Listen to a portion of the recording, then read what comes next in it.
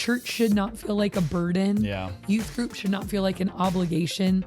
Sometimes youth pastors struggle and they say, I can't get kids to come. Like, how do you get kids to come? Or they give me so many excuses of why they can't be there. And I always challenge that thought with, is it an enjoyable experience? Because if it's truly enjoyable and you're hitting your target audience, kids will be banging down the doors to get there. Our methods can match our audience, Right. and it's no less spiritual. If you want to get the gospel into as many students' hearts and minds as possible, make your youth group, your church, the most enjoyable possible experience for a junior higher or a high schooler, and watch them come in.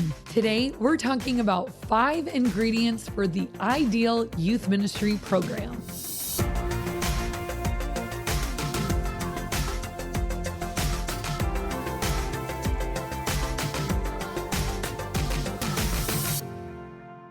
Welcome to the Ministry Coach Podcast, where every week we bring you actionable and practical tips that you can implement into your youth ministry. My name is Jeff Lascola, and this is Kristen Lascola, and today we are talking all about 5 ingredients that make the ideal youth group. I am trying my best.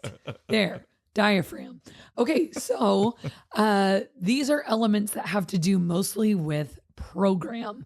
So there are a lot of ingredients that make a really good youth ministry, and we could probably make many an episode on that. So don't get caught up if these don't sound spiritual enough for you. These basically just have to do with programmatic elements, like kind of like framework for your youth ministry. yeah. So like on a Tuesday night, Wednesday night, whenever you're meeting midweek, what are the like non-negotiables that you would look at and say, that was a good youth group? And I say all of these need to be present for me to feel like, yes, that is successful. So these are mine. Number 1, the right balance, like putting so much effort towards striking the right balance between free time and structured time. So there should be both in your youth ministry on a program night. So depending on whether or not you work like high school, junior high, they need a different balance between the two of them. High school, their free time, hangout time, non-structured time can go longer. Yeah. Junior hires need some. We can't structure every single minute. They start destroying things if there's not structure. Exactly. I call it recreationally destructive. So it's that like idle time when they get a little bored and they start to get creative. What can burn? What can break? What can burn? They ask these questions, and let's channel that creative energy into something else, shall we? So for me, what this looks like is about 10 or 15 minutes prior to program starting for middle school. And if we have about 10 minutes after program, that's great too. During events, I've even done like an intermission where, like, for example, the Glover Nighter, we dance, we play a game, we watch a video, we play another game. Let's reopen the snack shack, go to the bathroom, get a drink, get a soda, go talk to your friends, and I'll meet you back here in 10 minutes. So for a longer, like 3-4 hour event, I like sprinkling free time throughout it. But for a typical Tuesday night, which is 6:30 to 8:30 for me, I start the night at 6:35 and students start arriving by 6:15. So that's actually like 20 minutes of hangout time. I say 6:15. Right. That's what I wish.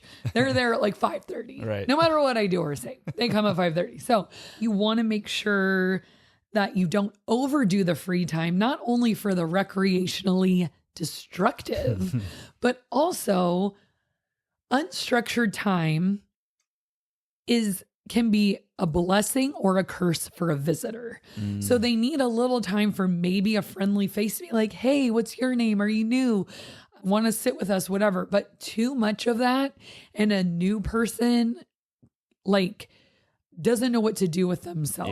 Yeah. And it's really hard for an introverted person, or if you have a youth group where maybe hate to say it, but like where students aren't super friendly and they're not reaching out, because then that person's got to figure out what to do with themselves. You're under the magnifying glass of awkwardness. Absolutely. And that's when you see kids start to pull out their phone and pretend to have something to do. So we want to make sure we strike that perfect balance between we had enough time to socialize, but not so much that it got awkward, it got boring, or kids tried to create their own fun. I always tell them that before we go to winter camp or summer camp. I say, hey, I got all the fun. Please don't make your own. Like, I don't trust you guys to make your own fun. Because what you think is fun, it's subjective. Let's just say that. It puts buildings and people in danger. Fire codes get tested. Yep. And leaders, vigilance, and agility gets tested. All right. Number 2, a perfect ingredient for the ideal youth group situation is plenty of caring, intentional, engaged adults. So I think no matter what your size, the more adults, good adults who are engaged and are bringing the energy, the better. Like, I think it's sometimes hard because you're like, what if I have too many leaders? Right. It's okay. Right. Like, trying to find something for them to do. But I think things run smoother. Things are safer. There's someone looking out for like the lost kid. Yeah. The kid who's having a hard time engaging. Maybe the kid, like, a kid who's upset and comes in can fly under the radar. But if you have enough adults, they see what's going on more so like than just a student leader would. Right. So I feel like a really healthy youth group has a lot of engaged, healthy adults who are getting to know kids, making connections between kids, starting a pickup game with kids, like during that hangout time. Hey, let's go play a game together, or helping with just tasks that need to be done, or greeting parents as they walk in. When parents come in and they see adults, they feel way more comfortable too. 100%. If it's just like a bunch of middle schoolers running around, it's like, who's in charge here? But I so often will have one of my leaders be like, hey, this is Cindy. She just brought her son, she wanted to meet you. And they bring parents to me. But at least the first person greeting a parent is an adult. And not a dodgeball to the face. It has happened. We've told that story before. Did not go well. Never came back.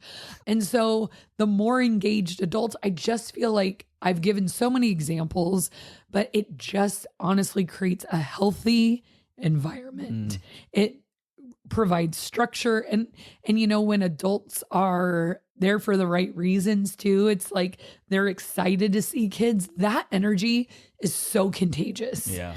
Okay, so number 3, a non-negotiable for me on a program night is an element of excitement, of fun, of humor, of energy. Like there's just got to be that shot of something zany, like just something surprising or fun, or I was talking to a parent recently and they had just moved to our church from a different church, and they said, my kids loved our old church, but it was so calm compared to your church.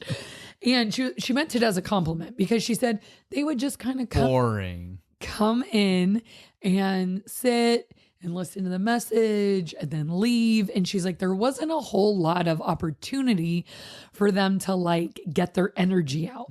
And they really like the switch we've made, because they have this outlet for their energy and their excitement, and there's somewhere for it to go.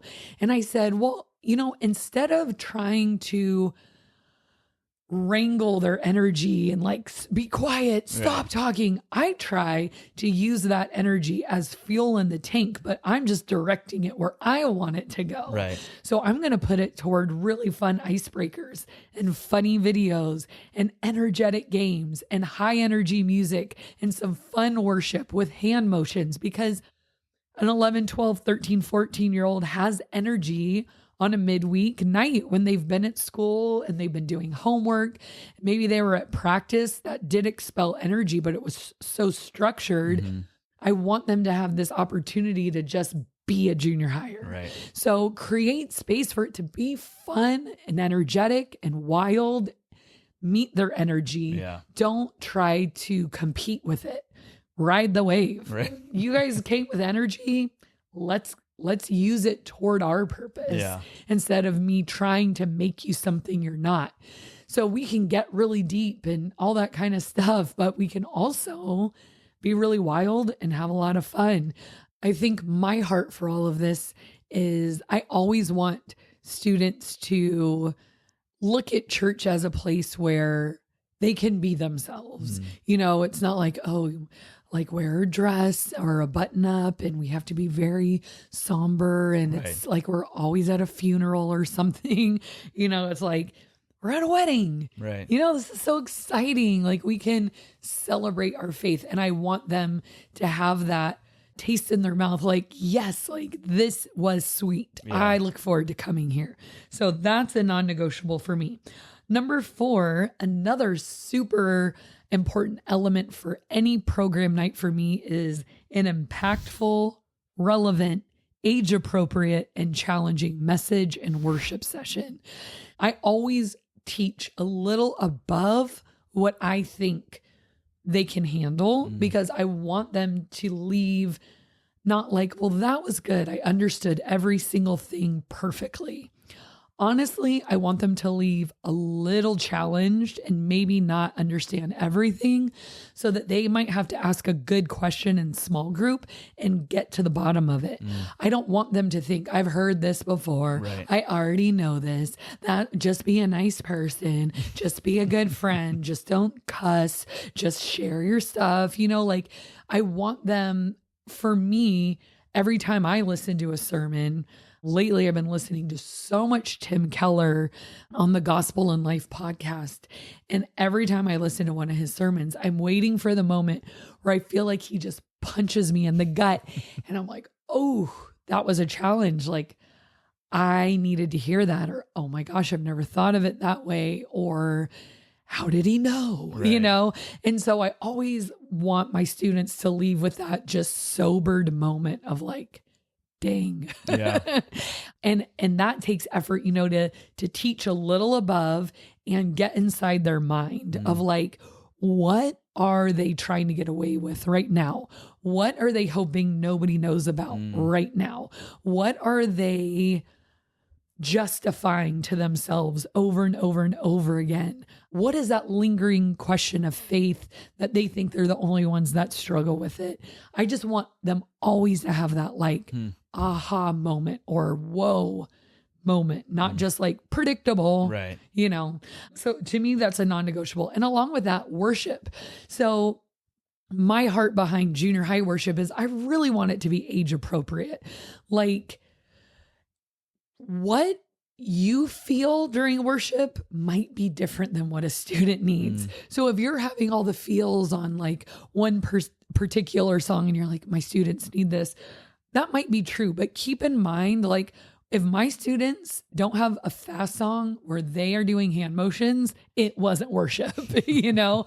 I don't need hand motions. Right. I'm totally fine without them for my own spiritual development. You're not looking to develop yourself spiritually on your program nights. Your target audience is a student. Yeah. So what do they need? Well, one of my students' favorite songs is, I don't know if you guys know the song. I'm going to botch it because my voice sucks right now, but victory, victory. Okay.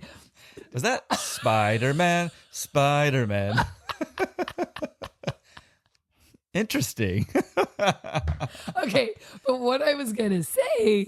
Crowder has done it again. Is they like do-si-do during this one part and they like link arms and do this cute little dance and they sling some webs. And...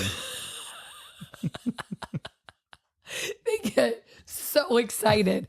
And then they like can jump and they do this little like air punch. And every week they're like, are we doing victory? Are we doing victory? Are we doing victory? look how excited they are about worship. Yeah. And you might be thinking, well, that's not like they just want to dance. It's like, come on, let's meet them where they're at. If you can get a kid excited for worship because they got to do-si-do and jump in the air, I'm here for it. Right. You know, like I think sometimes as youth pastors, we need to take it seriously, but make sure that we're not forcing them to be at a level they aren't yet, because it makes us feel better about ourselves. Like, well, my group's very serious and that means that they're very spiritual. Well, it's like, that could be serious spirituality for them. Right. They're begging for it. So why not meet them where they're at? That's my philosophy on worship, is make it age appropriate so that they are so excited, not bored to death. Right. Because what bores them to death might be the deepest song and you're feeling the Holy Spirit, but you're not the same. So be careful of that trap, I guess. You also do, how many worship songs do you play in a midweek? 3? 3. And but you also kind of, ramp, the energy is peaked in the beginning. Yeah. And then you slowly dial it down through the next 2 songs, correct? Yep, to kind of funnel the energy down, because then the message is coming and I Yeah. need them to chill a little And during the message. and that's, we've done a episode, and I know on YouTube we've done a short specifically recently actually about this, but it's basically taking them from that high energy game time into high energy worship, and then slowly bringing it down to the message where they're calm and they can listen. Yep, absolutely. It is so strategic. So you take that energy, you capture it, and you let it fly. And then you bring it in, you bring it in, you bring it in. And then they're sitting and listening. Hopefully. That's a dream for them to sit and listen. All right, number 5, a non-negotiable for me at any program night, treats. For me, this is a hospitality element. So again, meeting them where they're at. The first question our kids ask when they come into church: Donuts. did you save me a donut? Where are the donuts? Where are the treats? Where are the cookies? And there's just this association of like, church is fun and church tastes good and it's going to be a good time. I think that hospitality and comfort element is important for programs. So the way we accomplish that at a midweek program would be through our snack shack. You know, we sell everything super cheap. It's like $1. You get soda, or maybe we had to go up to $1.50. Inflation. Yeah. You know, candy, soda, pizza, ice cream, all the usual. But then a fun twist I like to do is theme treats for events. So we just did a Valentine's Day party. We did Cupid floats, like ice cream with the strawberry soda or strawberry Fanta. And that was for $1 at the cafe. It was just an extra special menu item. Sometimes during football season, we'll do like a tailgate themed youth group night, and we'll do nachos and root beer floats. And sometimes if I do a late night, we do one a year where we do Super Chaos. Chaos is the name of our youth group. Super Chaos goes an extra hour. I rent a cotton candy machine just for another fun little element, $1 for cotton candy. When the 8th graders leave, we'll do a little luau and we'll barbecue burgers and have shaved ice and shave ice. I know, but I want to say shaved ice. I'm okay with shaved ice. Snow cones for the layperson. So yeah, just theme it. We're having a luau or whatever. Just a fun little treat just adds a lot, especially for junior hires. I would really say their love language is treats. You know, again, this is so much of this list of 5 is really knowing your audience.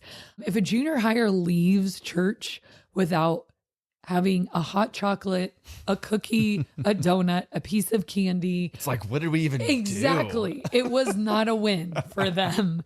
And they look forward to it. Like, why not? Right. It just kind of creates an atmosphere and creates fun and a comfort element of like, hey, we're taking care of you and you can come here and enjoy. And so we can kind of wrap it up with that. But I think for me, the bottom line is you should enjoy. Like, church should not feel like a burden. Yeah. Youth group should not feel like an obligation. Sometimes youth pastors struggle and they say, oh, I can't get kids to come. Like, how do you get kids to come? Or they give me so many excuses of why they can't be there. And I always challenge that thought with, is it an enjoyable experience? Because if it's truly enjoyable and you're hitting your target audience, kids will be banging down the doors to get there. I truly believe that. It doesn't mean your youth group is terrible if they aren't coming. It just means maybe asking yourself that question of, am I trying to get them to be someone that they're not? Am I trying to get them to be somewhere spiritually that they're not? Am I mistaking elements in my own life for student spirituality? And do I need to adjust my methods for my audience? Now, we never adjust a message. The gospel is the gospel. Yeah. But we can adjust our methods of getting the gospel into the hearts and minds of a 12-year-old and a 13-year-old. So the message stands. And like I said, I challenge them in the teaching and stuff like that.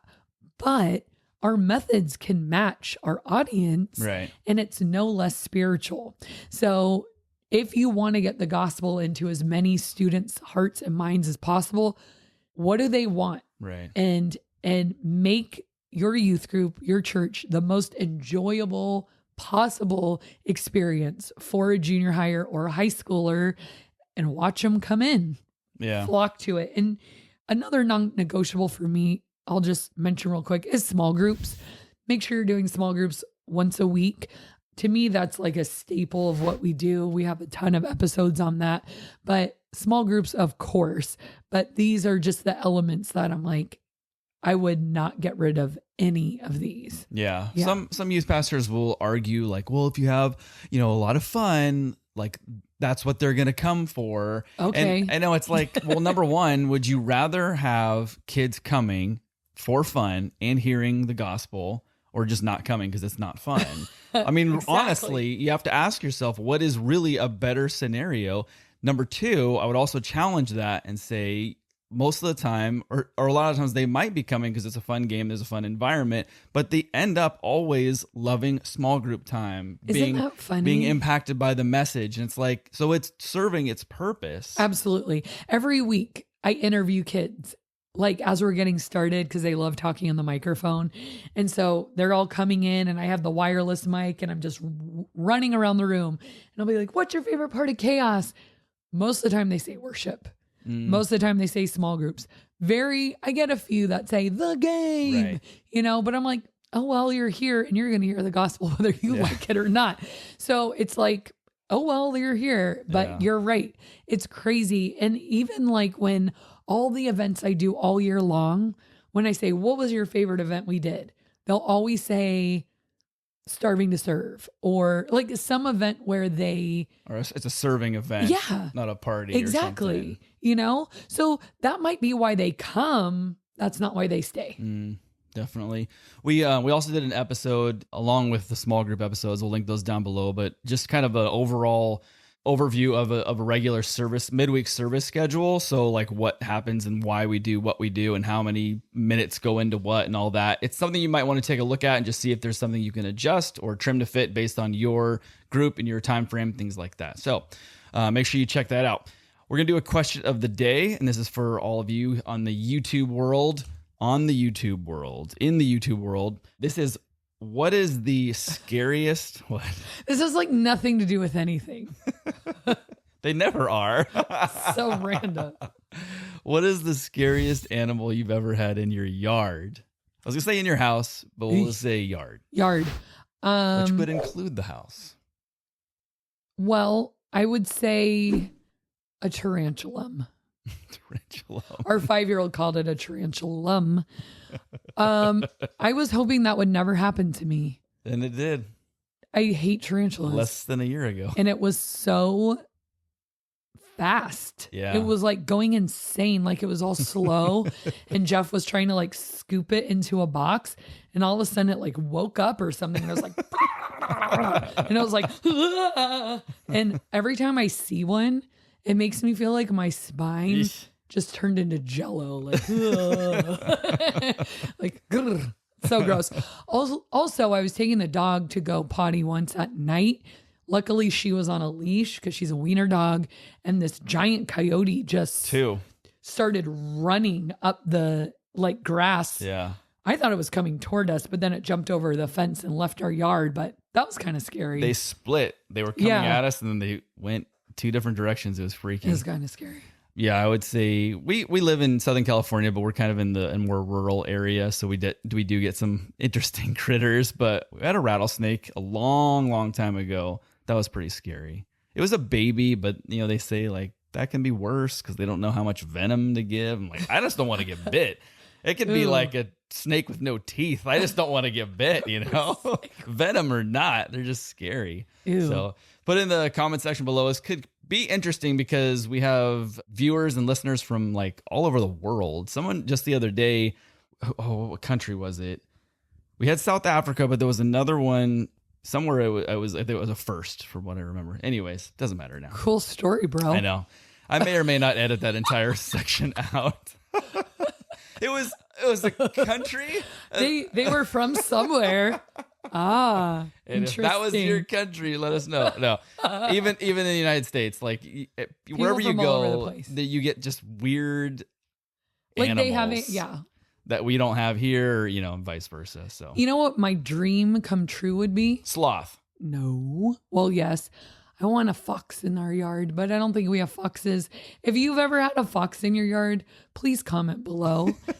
I want to at least meet a person who met a fox. I love foxes. They're so cute. All right, this is the community comment of the day. This comes from Jesse Miller MMA 7261, who says, "I start this weekend my first day with my church. Thank you for the great advice." You're welcome. Hope it went well, Jesse. Yeah. And we appreciate you guys all watching and listening, and we will see you next time. Hey, this is Bob. Wow, I thought that was a lawnmower. A comforter. I can't talk. And I was like.